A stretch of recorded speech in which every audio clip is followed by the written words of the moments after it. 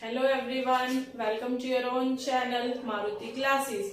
आज हम अपना इंग्लिश का टॉपिक कंटिन्यू करेंगे जो हम 2 सीरीज पहले ही कर चुके हैं। आज हम 3rd सीरीज करेंगे और ये सीरीज जो भी हम कर रहे हैं ये एक के साथ दूसरी जो है वो इंटरकनेक्टेड है। तो आप इस चीज को करने से पहले मेरी फर्स्ट 2 वीडियोस को जरूर देखिए। अगर आप वो चीज नहीं क्लियर करोगे तो आपको ये आगे का कोई भी कंसेप्ट क्लियर नहीं होगा। तो चलो हम इसको स्टार्ट करते हैं। एक थोड़ा सा गो थ्रू करते हैं कि हमने लास्ट 2 वीडियोस में किया क्या है। हमने इंग्लिश लैंग्वेज का बेसिक कंसेप्ट स्टार्ट किया था जिसमें हमने पढ़ा था कि सिंगुलर प्लूरल पढ़ा था, हमने पढ़ा था लेटर क्या होता है, सेंटेंस क्या होता है। और हमने फर्स्ट अब आज की जो हम सीरीज स्टार्ट कर रहे हैं उसमें हम पर्सन्स को पढ़ेंगे, जिसमें हम क्या करते हैं, फर्स्ट पर्सन पढ़ते हैं, उसके बाद हम सेकंड पर्सन पढ़ते हैं, फिर हम इसके बाद जो करते हैं वो थर्ड पर्सन करते हैं।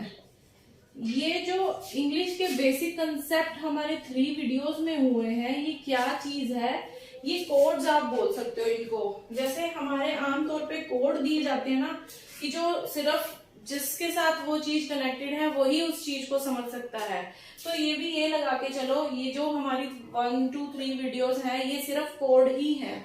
ये अगर बच्चों को ये चीजें क्लियर है, ये first second third person, singular plural, letter से क्या बनता है, वर्ड से सेंटेंस बनता है, तो आपको तभी इंग्लिश लैंग्वेज के आगे के फर्दर टॉपिक होंगे वो क्लियर होंगे।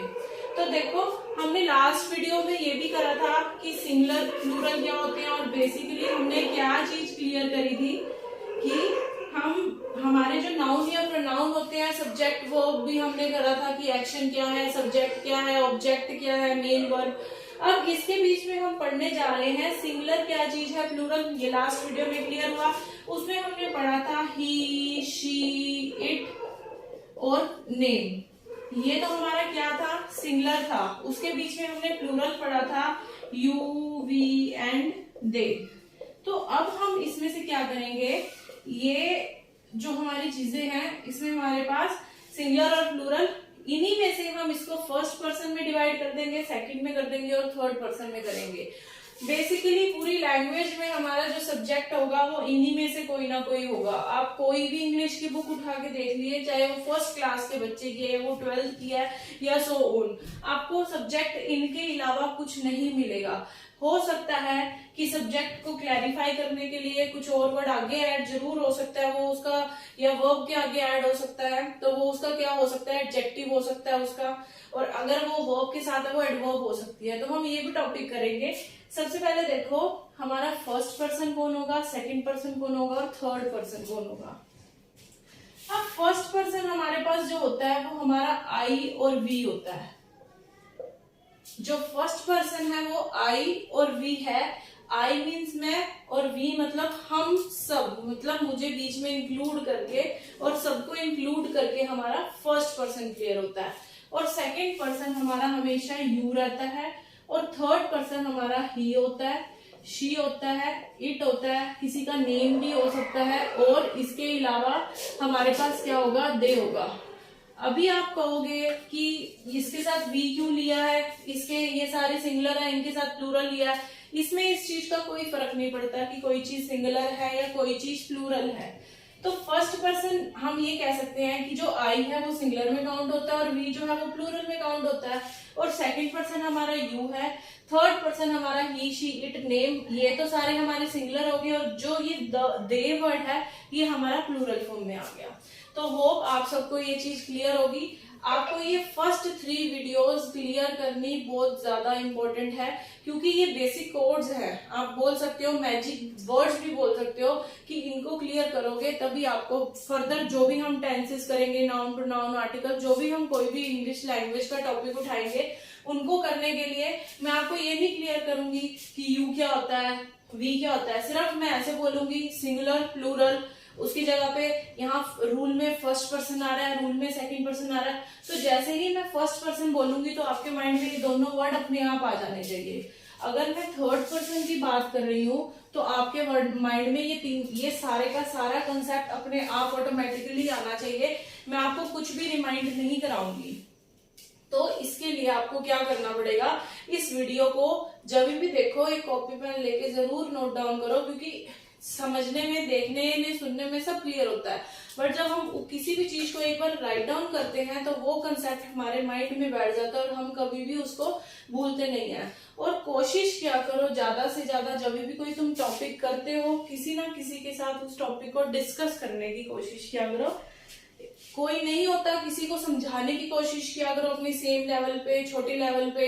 अगर ऐसा अवेलेबल नहीं है तो खुद से समझाया करो, खुद से बातें किया करो, खुद अपना टीचर बना करो।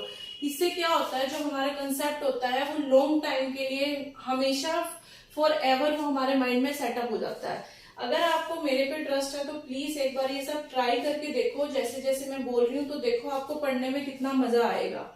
आपको बोरिंग चीजें भी समझ आने लगेगी, सिंपल कंसेप्ट आपको लगने शुरू हो जाएंगे। तो हमने जो करा वो फर्स्ट पर्सन, सेकंड पर्सन और थर्ड पर्सन यहाँ हमने डिस्कस कर लिया। हमने लास्ट वीडियो में भी पढ़ा, सब्जेक्ट पढ़ा, वो पढ़ा, बेसिक स्ट्रक्चर हमने सबका सेम होता है, पूरे सेंटेंस का, हर किसी चीज का सेम होता है।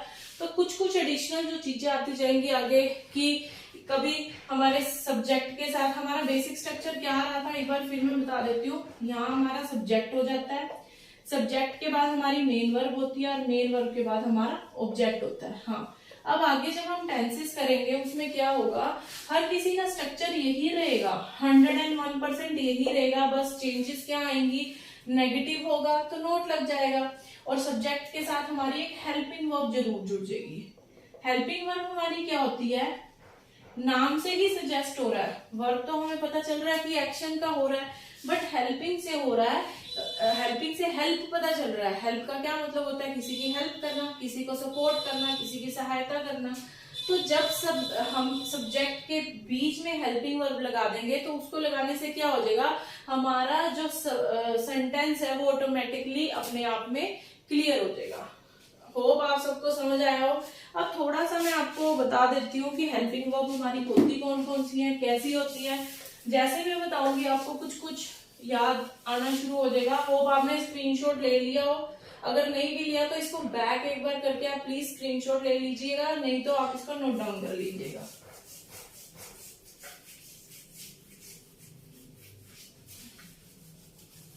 अगर आपको सबको समझ आ रहा है तो मेरी सपोर्ट करिएगा, मुझे अच्छे से मेरा इंटरेस्ट क्रिएट करने के लिए चैनल को लाइक, सब्सक्राइब एंड शेयर जरूर करना, बेल आइकन पे प्रेस करना, ताकि आगे की जितनी भी वीडियोस है उसका नोटिफिकेशन आपको पहले से ही मिल जाए।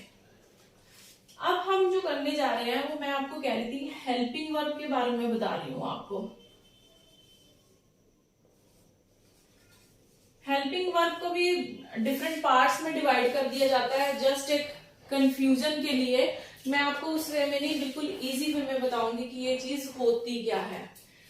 हेल्पिंग वर्ब होती है कि जो सेंटेंस को कंप्लीट करने में हमारी हेल्प करती है। तो क्या चीज होती है, मैं वर्ड लिखूंगी, आपको एकदम से रिमाइंड आ जाएगा कि, बट आपको पता नहीं होगा कि उसको हम क्या बोलते हैं। हम अपनी लाइफ में सेंटेंस के बीच में यूज करते हैं इज, एम, आर यूज करते हैं। होप आपको क्लियर हो रहा हो और आपको रिमाइंड में भी आ रहा हो। आपको ये पता तो जरूर है कि ये होता है, आप इसको कभी भी किसी भी सेंटेंस की फॉर्मेशन में अप्लाई कर देते हो। ये नहीं सोचते वो प्रेजेंट चल रहा है, पास्ट चल रहा है, कॉन्टिन्यूस चल रहा है, बट ये रोंग है। इसी से हमारी सारी जो सेंटेंस की फॉर्मेशन है वो रोंग हो जाती है। तो अब इसके बाद हम जो टॉपिक स्टार्ट करेंगे वो टेंसेस का करेंगे, जिसको आपको कॉपी पेन के साथ बहुत अच्छे से क्लियर करना है।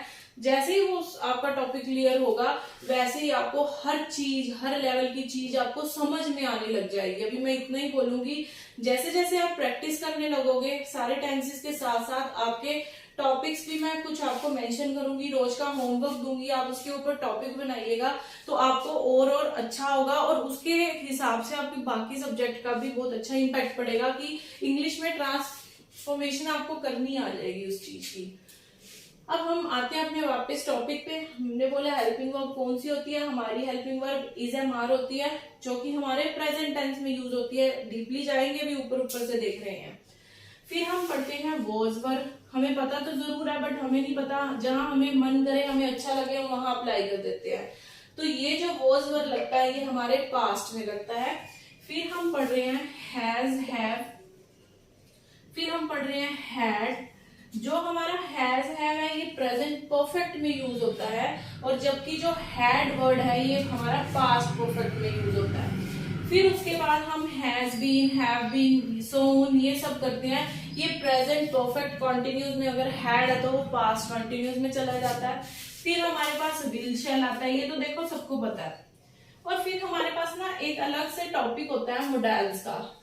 इसको कई लोग मोडेल्स बोलते हैं, कई मॉडल्स भी बोलते हैं। इसकी प्रोनाउंसिएशन जैसे आपको ठीक लगे आप वैसे कीजिएगा।